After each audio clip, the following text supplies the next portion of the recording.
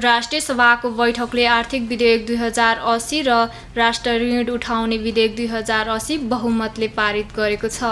आजको बैठकमा अर्थमन्त्री डाक्टर प्रकाश शरण महतले प्रतिनिधि सभाबाट सुझाव सहित प्राप्त उक्त विधेयक 2080 लाई मूल रूपमै सुझाव बिना पारित गरी प्रतिनिधि सभामा फिर्ता पठाइयोस् भन्ने प्रस्ताव पेश गर्नुभएकोमा बहुमतले उक्त प्रस्ताव पारित भएको हो।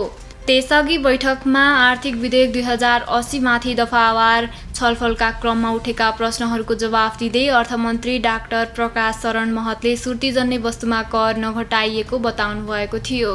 उहाँले करका दर प्रस्ताव गर्दा सकारात्मक र नकारात्मक पक्षको समीक्षा गरिने र सोही अनुसार संशोधन गर्न सकिने पनि जानकारी दिनुभयो। सुर्तीजन्य पदार्थहरूमा नेपालमा उच्च कर छ। यो मैले पहिला पनि निवेदन गरेको छु।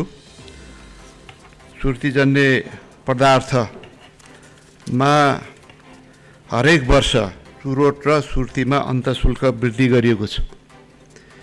हाल चुरोट र सुर्तीमा मूल्य अभिवृद्धि कर पनि लगाइन्छ, स्वास्थ्य जोखिम कर पनि लगाइन्छ, अन्तःशुल्क कर पनि लगाइन्छ।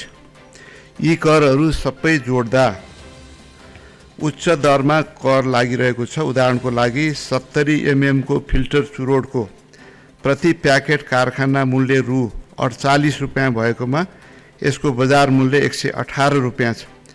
यसमा सबै कर गरी जम्मा रु 70 रुपियाँ कर लाग्छ, जुन कारखाना मूल्यको 146% हुन्छ।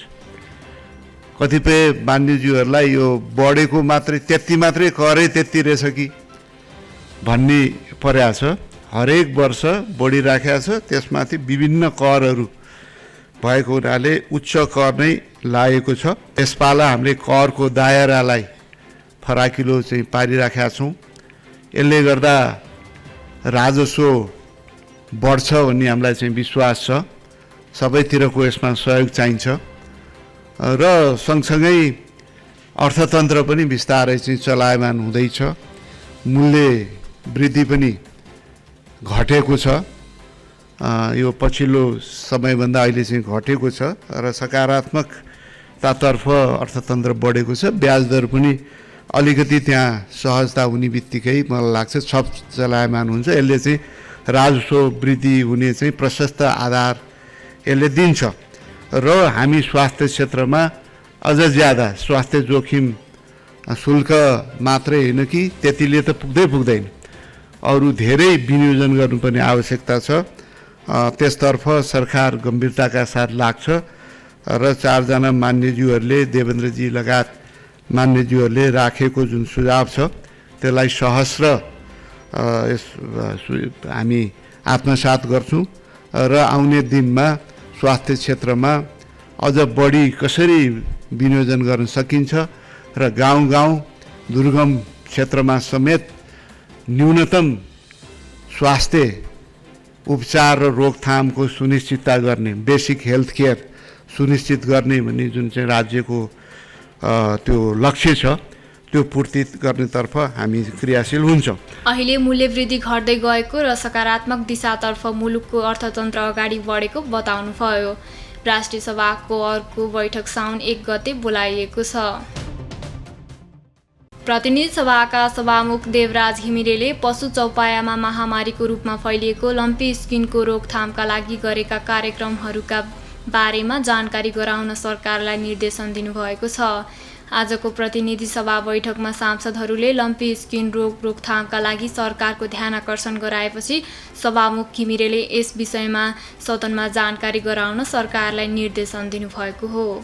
मान्य सदस्यहरू, लम्की स्किन भन्ने रोगको सम्बन्धमा विगतका बैठकहरूदेखि आजका बैठकमा पनि मान्य सदस्यहरूबाट कुरा उठिरहेको छ। यस सम्बन्धमा स्पष्ट पार्न र सरकारले यो रोगको रोकथामको लागि गरेका कार्यहरूको बारेमा सदनलाई जानकारी गराउन सम्बन्धित मन्त्रीलाई म निर्देश गर्दछु। बैठकको सुरुमै एमालेका प्रमुख सचेतक पदम गिरीले लम्पी स्किन रोगका कारण किसानहरू पीडाको आहालमा डुबेर बस्न बाध्य भए पनि सरकार जिम्मेवार विहीन भएको बताउनुभयो। पशु चौपायामा एउटा महामारी खास गरी कोशी प्रदेशमा देखा पर्यो लम्की स्किन। र यो 4 महिनाको अवधिमा यसले एउटा विकराल रूप लिएको छ सभामुख महोदय। धेरै किसानहरूका दुधालु गाई भैँसीहरू मरेका छन्।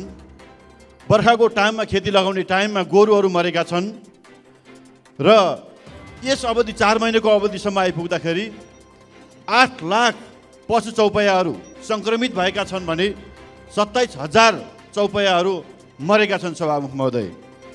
विपन्न र गरिब जनताहरू, ती किसानहरूले यी पशु चौपायाहरूबाट 37 अरब बराबरको क्षति भएको छ। यस्तो विकराल स्थिति हुँदाखेरि पनि सभामुख महोदय, सरकारले यसलाई जसरी गम्भीरताका साथ लिनु पर्थ्यो र जुन तदारुकता देखाउनु पर्थ्यो, जुन ढङ्गले उपचारको काममा लाग्नु पर्थ्यो, खोपहरू जसरी प्रभावकारी ढङ्गले वितरण गर्नु पर्थ्यो, सरकारले यसमा उदासीनता देखाएको कारणले किसानहरूले यति ठुलो 37 अरबभन्दा बढीको क्षति बेहोर्नु पर्ने अवस्था आज सिर्जना भएको छ सभामुख महोदय। सरकारले समयमा सजगता देखाएको भए यो क्षति बेहोर्नु पर्ने स्थिति थिएन। विज्ञहरूले भनिरहेका छन् सभामुख महोदय, यही स्थिति रहने हो भनेदेखि निकट भविष्यमा 25 लाख पशु चौपायाहरू सङ्क्रमित हुनेछन् र 1 लाखभन्दा बढी पशु चौपायाहरूले मर्ने स्थिति बन्ने छ। त्यसले धेरै ठुलो क्षति किसानले बेहोर्नु पर्ने अवस्था आउँछ भनेर विज्ञहरूले भनिरहेको अवस्था छ सभामुख महोदय। तर सरकार अहिलेसम्म जम्मा 2,22,000 पशुलाई मात्रै खोप लगाएको छ र अनि खोप अत्यन्तै अपर्याप्त छ। लगाउने गति पनि साह्रै सुस्त छ सभामुख महोदय। यसरी हेर्ने हो भने गाउँमा जुन प्रकारले प्राविधिकहरू पठाउनु पर्थ्यो, सरकारले प्राविधिकहरू पठाएको छैन। खोपहरू आवश्यक मात्रामा पठाएको छैन। औषधि र मलमपट्टी पठाउने काम पनि गरेको छैन र त्यही कारणले धमाधम गाई भैँसीहरू मर्ने काम भइरहेको छ। यता चाहिँ गोरुहरू मर्ने स्थिति बनिरहेको छ। यसतर्फ सरकारको गम्भीरतापूर्वक मैले ध्यान आकर्षण पनि म गराउन चाहन्छु सभामुख महोदय। र अहिले हामीले सुनिरहेका छौँ, छापामा देखिरहेका छौँ, किन खोपहरू समयमा पुगिरहेको छैन किसानकोमा, किन औषधिहरू पुगिरहेको छैन भन्दा सरकारले हामीलाई बजेट दिएको छैन भनेर विभागका महानिर्देशकहरूले भने, कार्यालय प्रमुखहरूले भनिरहेका छन् भन्ने कुरा पनि आइरहेको छ सभामुख महोदय। यति संवेदनशील विषयमा किसानहरू आज पीडाको आहालमा डुबेर बसिरहेका छन्, रोइरहेका छन्, उनीहरूले कहीँबाट धर पाइरहेका छैनन्। यस्तो स्थितिमा सरकारले यस्तो नाजवाफ भएर, यति जिम्मेवारीबाट विहीन भएर, विमुख भएर सरकारले अभिव्यक्ति दिन मिल्दैन सभामुख महोदय। त्यस कारण हामी भन्न चाहन्छौँ, यदि सरकारसँग पैसा नभएको कारणले किसानले त्यो राहत नपाएको हो भने अहिले सांसदहरूको सिफारिसमा जुन गरिने भनेको निर्वाचन क्षेत्र पूर्वाधार विकास कार्यक्रम छ, बरु त्यो कार्यक्रमबाट रकमान्तर गरेर भए पनि ती किसानहरूलाई राहत उपलब्ध गराउनु पर्यो, ती किसानहरूलाई औषधि उपलब्ध गराउनु पर्यो, खोप उपलब्ध गराउनु पर्यो। तर किसानलाई आज टाउकोमा हात राखेर दुरो रुने पर्ने अवस्थामा कुनै हालतमा पनि हामीलाई सहिएको छैन। सरकारले गम्भीरताका साथ यो विषयलाई लियोस् र भोलिबाटै प्रभावकारी ढङ्गले कामहरू अगाडि बढाओस् भन्ने पनि म माग गर्न चाहन्छु। त्यस्तै सांसद रामहरि खतिवडा, रोशन कार्की लगायतले पनि किसानको समस्यामा गम्भीर हुन सरकारको ध्यान आकर्षण गराएका थिए। आदिकवि भानुभक्त आचार्यको 210औं जन्म जयन्ती आज देशभर विभिन्न कार्यक्रम गरी मनाइएको छ। विक्रम सम्मत 1871 असार 29 गते तनहुँको चुन्दिरङ्घामा जन्मिनुभएका आचार्यले अध्यात्म रामायणको भावानुवाद गरी नेपाली समाजमा मौलिक नेपाली भाषा, साहित्य, धर्म, दर्शन र राष्ट्रियताको बीजारोपण गर्नुभएको थियो। उहाँका प्रश्नोत्तर, भक्तमाला, वधु शिक्षा, रामगीता लगायत दर्जनौं साहित्यिक कृति प्रकाशित छन्। कार्यक्रममा उपप्रधान तथा गृहमन्त्री नारायण काजी श्रेष्ठले नेपालको सांस्कृतिक एकताको प्रवर्धन तथा नेपाली भाषाको विकासमा आदिकवि भानुभक्त आचार्यको विशिष्ट योगदान रहेको बताउनुभयो। नेपालको सांस्कृतिक एकताको प्रवर्धन भानुभक्तले त्यत्तिकै गर्नुभयो। आज नेपालीहरू मात्र होइन, नेपाल मूलका सबै विदेशी नागरिकहरू पनि जो विदेशी नागरिकता लिएका छन्, विदेश भूमिमा बसेका छन् तर नेपाली मूलका छन्, उनीहरूले भानु जयन्ती मनाउँछन्, भानुका प्रतिमा अगाडि राख्छन् र भानुलाई सम्झेर यो नेपालसँग कुनै न कुनै प्रकारको साइनो सम्बन्ध र एकताको भाव त्यहाँ पैदा हुन्छ। त्यस कारण यो सांस्कृतिक एकताको निम्ति पनि भानुभक्तको योगदान अविस्मरणीय छ। हामीले हाम्रो राष्ट्रिय स्वाधीनताको रक्षा गर्दै राष्ट्रिय एकताको प्रवर्धन गर्न यसबाट पनि प्रेरणा लिनुपर्ने आवश्यकता छ। र अन्तमा म के भन्न चाहन्छु भने भानुभक्तले हाम्रो देशको पहिचान स्थापित गर्न, गौरव स्थापित गर्न, हाम्रो नेपाली हुनुको गौरव स्थापित गर्न जुन भूमिका खेल्नुभयो त्यसलाई कायम राख्ने हो भने आजको मुख्य कार्यभार भनेको हाम्रो राष्ट्रिय सार्वभौमिकता, भौगोलिक अखण्डता स्वाधीनता र स्वाभिमानको रक्षा गर्दै राष्ट्रिय एकतालाई सुदृढ बनाउनु हो र त्यससँगै हामीले सामाजिक न्यायसहितको समृद्धिको लक्ष्य हासिल गर्नु हो, नेपाली जनताको जीवन हेर्नु। त्यसो गर्यो भने हामी नेपाल सुन्दर मात्रै होइन, स्वाधीन मात्रै होइन, लोकतान्त्रिक मात्रै होइन, समृद्ध बनाउन सक्छौँ र हामी गौरव गर्न सक्छौँ कि हाम्रो त्यो नेपालको देशको नागरिक हो। तर त्यसको निम्ति भानुभक्तले नै आवाज उठाउनु भएको सुशासनको पक्षमा हामीले काम गर्नु छ। म अहिले यस सन्दर्भमा धेरै कुरा यहाँ चर्चा गर्न चाहन्न, तर सरकारले सामाजिक न्यायसहितको समृद्धिको लक्ष्य हासिल गर्नलाई हाम्रा ऐतिहासिक विभूतिहरूको समेत चाहिँ शिक्षा ग्रहण गर्दै त्यसबाट प्रेरणा लिँदै सुशासन स्थापना गर्नेलाई एउटा मुख्य कार्यभार अहिले बनाएको छ।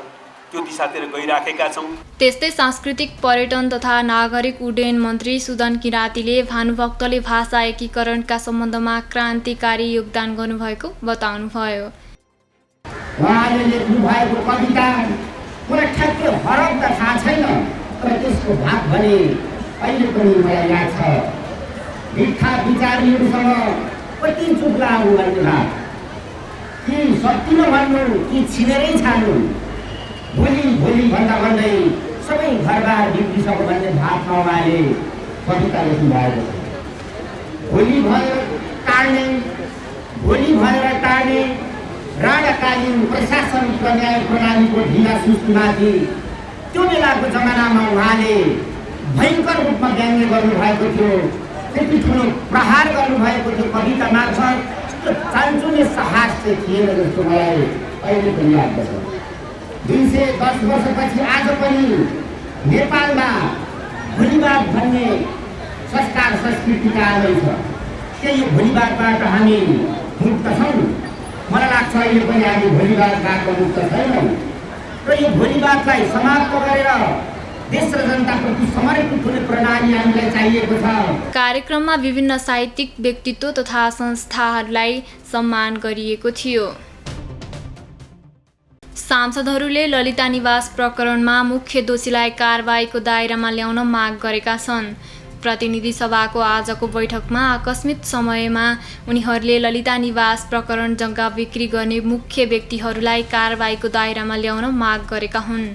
बैठकमा काङ्ग्रेस सांसद रामहरि खतिवडाले उक्त प्रकरणमा व्यापारी र साना कर्मचारीलाई मात्रै पक्राउ गरिएकाले मुख्य योजनाकारलाई पनि कारबाहीको दायरामा ल्याउनुपर्ने बताउनुभयो। बालुवाटार जग्गा प्रकरणमा व्यापारीहरू र केही साना कर्मचारीहरूलाई मात्र सरकारले ध्यान दिएको देखिन्छ।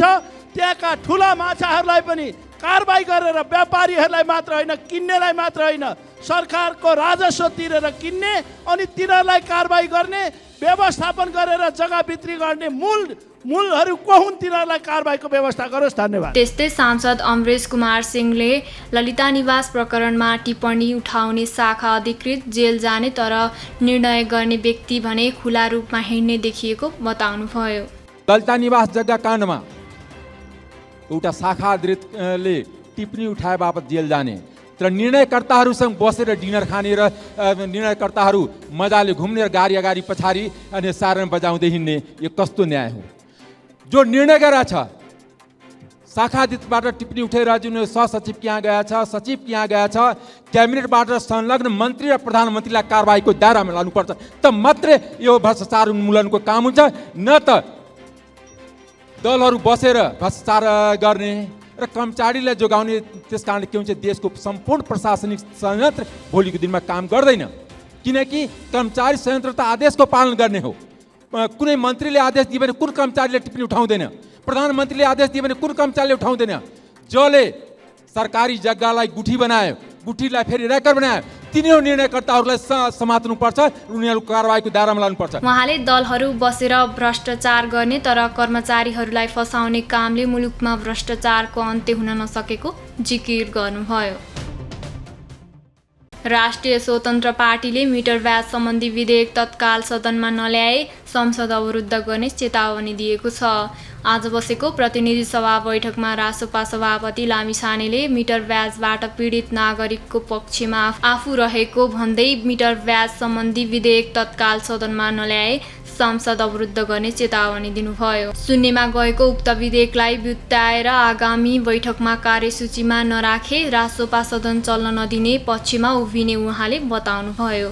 राष्ट्रिय स्वतन्त्र पार्टी मिटर ब्याजबाट पीडित भएका सम्पूर्ण नागरिकहरूको पक्षमा छ र सरकारलाई यो विधेयक यथाशीघ्र सदनमा ल्याउनको निमित्त आह्वान गर्न चाहन्छ, आग्रह गर्न चाहन्छ। हामी यसको पक्षमा छौँ, पीडितहरूको पक्षमा छौँ र मिटर ब्याजको पीडाबाट जसरी जीवन मरणको दोसाँधमा नागरिकहरू पुगेका छन् उनीहरूको पक्षमा हामी अहिले नै तयार छौँ। यसलाई छिटो फास्ट ट्र्याकमा ल्याएर प्रतिस्थापन विधेयक मार्फत 15 दिनभित्र सम्पन्न गर्न सकिन्छ भन्ने कुराको प्रतिबद्धता हामीले व्यक्त गरिसकेका थियौँ। तर कसको स्वार्थले, कसका कारणले यसरी मिटर ब्याजको पीडामा परेका नागरिकको पक्षमा रहेको यो विधेयकलाई संसदमा ल्याइएन सभामुख महोदय। यो सदनलाई जानकारी हुनुपर्दछ र नेपाली नागरिकका पक्षमा सदन चल्ने नचल्ने वा सदनमा बहस हुनुपर्छ भन्ने कुराको हामीले बारम्बार आवाज उठाउँदै आएका छौँ। म आज सम्मानित सदनलाई यो जानकारी गराउन चाहन्छु आफ्नो दलको तर्फबाट। आज महत्त्वपूर्ण कार्यसूची रहेको छ, विनियोजन विधेयक रहेका छन्, आर्थिक विधेयक, राष्ट्र ऋण उठाउने विधेयक। यी महत्त्वपूर्ण विषयहरूमा हामी संवेदनशील छौँ। त्यसकारणले सदन सुचारू हुने कुरामा, आजको कुरामा कुनै आपत्ति नहोस्, यसमा कुनै बाधा व्यवधान नहोस्, हामी त्यसको बाधक बन्न चाहँदैनौँ। तर आगामी बैठकमा मिटर ब्याज पीडितहरूका लागि भनेर सरकारले ल्याउन खोजेको र यो जिरोमा गएको, शून्यमा गएको त्यसलाई फेरि बिउत्याएर यदि कार्यसूचीमा राखिएन, त्यो विधेयक ल्याएन भने राष्ट्रिय स्वतन्त्र पार्टी सदन चल्न नदिने पक्षमा उभिनेछ। मिटर ब्याज पीडितहरूको पक्षमा दरो भएर खरो भएर उभिनेछ। आजको कार्यसूचीमा आइसकेका कुराहरूलाई कुनै बाधा नहोस् भन्नका लागि हामीले आजका लागि यसलाई सारेका छौँ। तर यसपछि बस्ने बैठकमा यदि कार्यसूचीमा मिटर ब्याज पीडितहरूका पक्षमा मिटर ब्याज पीडितहरूका विषयलाई लिएर ल्याउन खोजिएको र अहिले शून्यमा गएको विधेयकलाई ल्याइएन र सुरुवात गरिएन र यसलाई कार्यसूचीमा राखिएन भने सभामुख महोदय पूर्व सूचना गरिरहेका छौँ हामी राष्ट्रिय स्वतन्त्र पार्टीको तर्फबाट कि सदन चल्न सक्दैन। नेपाली जनतालाई रुवाएर मिटर ब्याजको पीडित बनाएर त्यो सैतानी ब्याजको पासोमा जनतालाई हालेर अनि त्यसबारे मौन बसेर संसद चल्न सक्दैन। तर यसो भनिरहँदा त्यसभित्र रहेका चलनमा आउने गाउँघरमा एकअर्कालाई सहयोग गरेर सही नियतका साथ सहयोग गर्ने मानिसहरूका विपक्षमा हामी छैनौँ। तर मिटर ब्याजको पासोमा जनतालाई पार्नेहरूका विषयमा हामी विपक्षमा छौँ। सत्ता पक्षकै केही दलहरूका कारणले यसलाई रोक्न खोजिएको भन्ने कता कता गाईगुई सुनिएको छ। यो सदनले थाहा पाओस्, सिङ्गो देशले थाहा पाओस् कि मिटर ब्याज पीडितहरूको पक्षमा को छ, विपक्षमा को छ। त्यसकारणले म गम्भीरतापूर्वक सम्मानीय सभामुख महोदय मार्फत सदनलाई यो जानकारी गराउँछु। धन्यवाद। सरकारले ल्याएको मिटर ब्याज सम्बन्धी अध्यादेश अन्तिम समयमा सदनमा पेश गरिएको थियो, तर सदन अवरुद्ध हुँदा उक्त अध्यादेश निष्क्रिय भएको थियो। नेकपा एमालेका सांसद रघुजी पन्तले मिटर ब्याज सम्बन्धी विधेयक सरकारले अघि बढाउन नचाहेको आरोप लगाउनु भएको छ। आज प्रतिनिधि सभामा पन्तले एमालेका कारण विधेयक पास भएन भनेर भ्रम फैलाउँदै हिँड्ने सरकारले सदन चल्दा पनि मिटर ब्याज सम्बन्धी विधेयक सरकारले अघि बढाउन नचाहेको आरोप लगाउनु भएको हो। उहाँले उक्त विधेयक रोकिनुको कारणबारे सरकारले जवाफ दिनुपर्ने माग गर्नुभयो। आजको कार्यसूचीमा सर आँखा लगाउँदा अचम्म लाग्यो। अचम्म किन लाग्यो भन्दाखेरि आज माननीय उपप्रधान तथा गृहमन्त्रीजी पनि देखिनु भएन।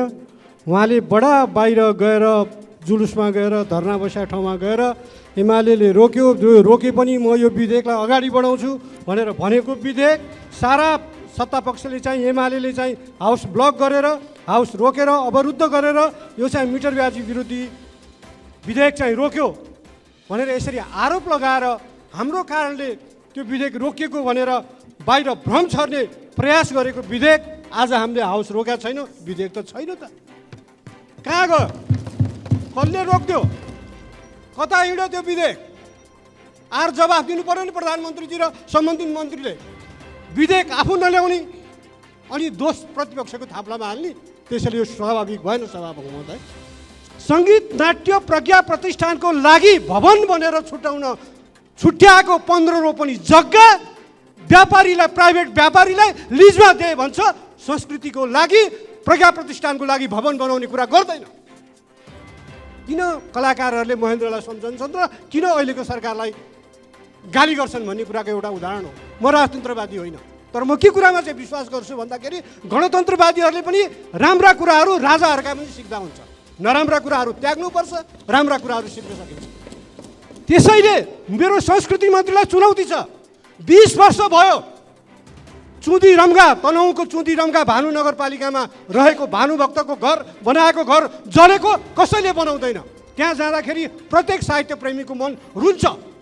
लन्डनमा जानुहोस्, सेक्सपियरको घर देखाउन लैजान्छन्, रुसमा जानुहोस् टल्स्टयको घर देखाउन लैजान्छन्, पुस्किनको घर देखाउन लैजान्छन्, चेखवको घर देखाउन लैजान्छन्, गोर्कीको ठाउँ देखाउन लैजान्छन् र संसारभरका टुरिस्टहरू त्यहाँ टिकट काटेर हेर्छन्।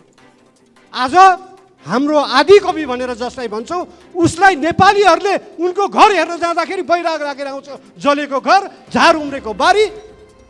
अनि हाम्रो संस्कृति मन्त्रीको ध्यान उहाँको त अब उहाँको प्रज्ञा प्रतिष्ठानको गठनप्रति नै मुद्दा परिरहेको छ। उहाँले यो प्रज्ञा प्रतिष्ठान गठन गरिसकेपछि जुन ढङ्गले सङ्गीतको नाटकको क्षेत्रमा काम गर्नुहोला भने त त्यो जग्गा नै लिजमा लगाउने। त्यसैले मेरो माग छ यो लिजमा लगाउने कुरा तुरुन्त बन्द गरियोस्। एउटा अखबारले उहाँलाई अखबारहरूले विभिन्न ढङ्गले लेखे, उहाँले खण्डन गर्नुभयो मैले गरेको छैन भनेर, सम्पादकीय लेखेर च्यालेन्ज गरे। तर म आज भन्छु त्यो भाडामा लाउने होइन, त्यहाँ अर्थमन्त्री र संस्कृति मन्त्री मिलेर त्यहाँ प्रज्ञा प्रतिष्ठानको भवन बनाउनको लागि बजेट निकासा गर्नुहोस्। मुखले मात्र संस्कृतिको कुरा, मुखले मात्र साहित्यको कुरा गरेर हुँदैन। बैठकमा प्रतिनिधि सभाका सचिव पदम प्रसाद पाण्डेले प्रतिनिधि सभामा उत्पत्ति भएको विनियोजन विधेयक 2080, आर्थिक विधेयक 2080 र राष्ट्र ऋण उठाउने विधेयक 2080 का सम्बन्धमा राष्ट्रिय सभाबाट प्राप्त सन्देश प्रस्तुत गर्नुभएको हो। प्रतिनिधि सभाको अर्को बैठक असार 31 गते बोलाइएको छ। सरकारले व्यवसायीहरूको भुक्तानी नगरेको भन्दै निर्माण व्यवसायीहरूले काठमाडौँमा प्रदर्शन गरेका छन्। असार मसान्तसम्म पनि व्यवसायीहरूले पाउनुपर्ने भुक्तानी नगरेको भन्दै नेपाल निर्माण व्यवसायी महासङ्घले आज काठमाडौँको माइतीघरमा विरोध प्रदर्शन गरेको छ। सरकारले आफूहरूको भुक्तानी नगर्दा निर्माण कार्यमा असर परेको, तलब खुवाउन नसकेको, बैंकको ब्याज तिर्न नसकेको भन्दै बाध्य भएर आन्दोलन गर्नु परेको महासङ्घका प्रचार प्रसार विभाग संयोजक शिवहरि घिमिरेले बताउनुभयो। नेपाल सरकारले यो अहिले असार मसान्तमा पनि व्यवसायीहरूको भुक्तानी दिन नसकेको, नेपाल निर्माण व्यवसायी महासङ्घका सदस्यहरू सम्पूर्ण तपाईँको 77 जिल्लाका सदस्यहरूको भुक्तानी दिन नसकेको, निर्माण व्यवसायीको भुक्तानी दिन नसकेको, अहिलेसम्म हाम्रो 70 अर्ब भुक्तानी पाउनुपर्ने मध्येमा तपाईँको एकदमै कम भुक्तानीहरू भइरहेको छ र अहिले त आएर अर्थ मन्त्रालयले भुक्तानी पनि गर्न सक्दैन भन्ने जस्ता कुराहरू, तपाईँको लाचारी कुराहरू गरेको कारणले गर्दाखेरि नेपाल निर्माण व्यवसायी महासङ्घ आन्दोलित हुनु परेको छ। हामी एकदमै तपाईँको प्रताडित भएका छौँ, यहाँ रकम पाएको छैन। यो कारणले गर्दाखेरि अहिले असार मसान्तमा ब्याङ्कको ब्याजहरू तिर्नुपर्ने, ब्याङ्कका किस्ताहरू तिर्नुपर्ने र हाम्रा तपाईँको मजदुरहरूलाई दिनुपर्ने, हाम्रा सप्लाई चेनहरू उद्योगहरूलाई भुक्तानी गर्नुपर्ने आदि कारणले गर्दाखेरि तपाईँको दिन नसकेको कारणले गर्दाखेरि हामीलाई ब्ल्याकलिस्ट एकातिर ब्ल्याकलिस्ट गरिरहेको छ भने अर्कोतिर राज्यले म्याथप चाहिँ तपाईँ गर्न सकिरहेको छैन। भएका ठेकाहरूको म्याथप गर्न नसकेको कारणले गर्दाखेरि र माइलस्टोन जस्तो अव्यवहारिक माइलस्टोन तपाईँ खारेज गर्नको लागि हामीले विगत तपाईँ 6 महिनादेखि नै हामीले आन्दोलन गर्दा कुरा गर्दाखेरि पनि तपाईँको हामीले प्रधानमन्त्रीज्यू लगायत हामीले सम्पूर्ण ठाउँमा हाम्रो आवाज पुर्याउँदाखेरि पनि हामीले गर्न नसकेको हुँदाखेरि हामी बाध्य भएर आन्दोलन गरेका छौँ। अब कडाभन्दा कडा आन्दोलन हामी गर्न बाध्य छौँ। अब हामी चक्का जाम हाम्रा मेसिनहरू हाम्रो माटोमा लिएर आएर हामीले बाध्य भएर सरकारले सुनेन भने हाम्रो विषयहरू चाहिँ यदि माग पुरा गरेन भने, भुक्तानी गरेन भने हामीले हाम्रा मेसिनहरू सबै मजदुरहरू सबै तपाईँको बाटोमा आएर हामीले चाहिँ बाटो चक्का जाम गरेर तपाईँको चाहिँ सरकारलाई देखाएर चाहिँ हामीले यो देखाउनु नपरोस् भन्ने कुरा हाम्रो चाहना हो। यस्तो बाध्यता नगरोस् भन्ने हाम्रो राज्यको महासङ्घले माइलस्टोनको व्यवस्था खारेज गर्न प्रधानमन्त्री लगायत सबै ठाउँमा आवाज पुर्याउँदा पनि कुनै सम्बोधन नभएको भन्दै अब कडा आन्दोलन गर्ने चेतावनी दिएको छ। नेपाल राष्ट्र बैङ्कले म्याक्स मनी एसडिएन बिएचडी मलेसियासँगको रेमिटान्स कारोबारमा प्रतिबन्ध लगाएको छ। सो कम्पनीले रेमिटान्स कारोबार गरे बापत नेपाली इजाजत प्राप्त कम्पनीलाई भुक्तानी नगरेको भन्दै कारोबारमा प्रतिबन्ध लगाएको हो। यसअघि पनि 2075 मङ्सिर 12 र फागुन 2 गतेको परिपत्र मार्फत सो संस्थासँग कारोबार गर्न प्रतिबन्ध लगाउँदा उक्त संस्थाले आंशिक मात्र भुक्तानी गरेको थियो। यसैले राष्ट्र बैङ्कले 2076 माघ 5 गते प्रतिबन्ध फुकुवा गरेको थियो। भारतीय प्रधानमन्त्री नरेन्द्र मोदीलाई फ्रान्सको सर्वोच्चले सम्मान प्रदान गरेको छ। फ्रान्सका राष्ट्रपति इम्यानुएल म्याक्रोले भारतीय प्रधानमन्त्री मोदीलाई the Grand Cross of the Legion of अनरबाट सम्मान गर्नुभएको हो।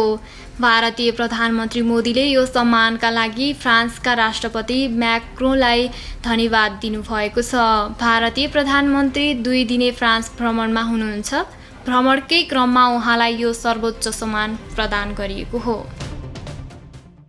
एसिसी इमर्जिङ टिम्स एसिया कपमा पाकिस्तान एसँग नेपाल 4 विकेटले पराजित भएको छ। श्रीलङ्कामा जारी प्रतियोगितामा नेपालले दिएको 180 रनको लक्ष्य पछ्याएको पाकिस्तान एले 32 ओभर 5 बलमा 6 विकेट गुमाएर पुरा गरेको थियो। नेपालले दोस्रो खेलमा सोमबार भारत एसँग खेल्नेछ। नेपालले समूह चरणको अन्तिम खेलमा बुधबार युएई एसँग खेल्नेछ। यस प्रतियोगितामा 6 टोलीको सहभागिता रहेको छ। सहभागी टोलीहरूलाई 2 समूहमा विभाजन गरिएको छ। सेमिफाइनल खेल 21 जुलाईमा हुनेछ। सेमिफाइनलका 2 विजेता उपाधिका लागि भिड्नेछन्। फाइनल खेल 23 जुलाईमा रहेको छ। आजका लागि पिटिभी फटाफट यति नै। पिटिभी हेर्दै रहनुहोला। नमस्कार।